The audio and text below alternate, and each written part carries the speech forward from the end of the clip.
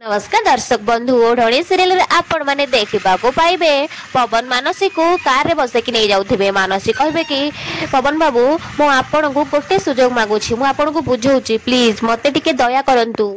पवन बाबू मते बहुत डर लागुछि। पवन कहबे कि तमे तो अपूर्व कलार अधिकारी, तमे तो मो नाटक दल रहिबा कथा। मिछरे तमे एते बढ़िया जे जो नकली लुह गळी दउछ ना, कोन कहबी तुमको। हेले आउ नुह, एबे मु तम असली मुखा खोलिबी। जितेबेले माँ और अन्य माने तुमको घर गला धक्का दे बाहर करदेबे ना, सेते बेले तुम बुद्धि ठीक जगह लागिबो। मानसी कहबे कि नाई मते दया करंतु, प्लीज मते आउ गोटे सुजोग दियंतु। हेले पवन सुनिबेनी। शेषरे मानसी गाड़ी रो स्टीयरिंग धरिके बुलिया गु लागिबे। शेषरे गाड़ीटा जेकी गोटे गछरे धक्का हेइ जिवो। या परे सेबेन दि जन गाड़ी रो ओह्लेइ जिबे। आ पवन कहबे कि कोन भाबुछ, गाड़ी को अटके देले मु तुमको छाड़ देबी।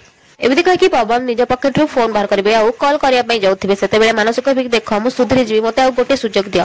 हेले पवन जमा भी शुणबेनी।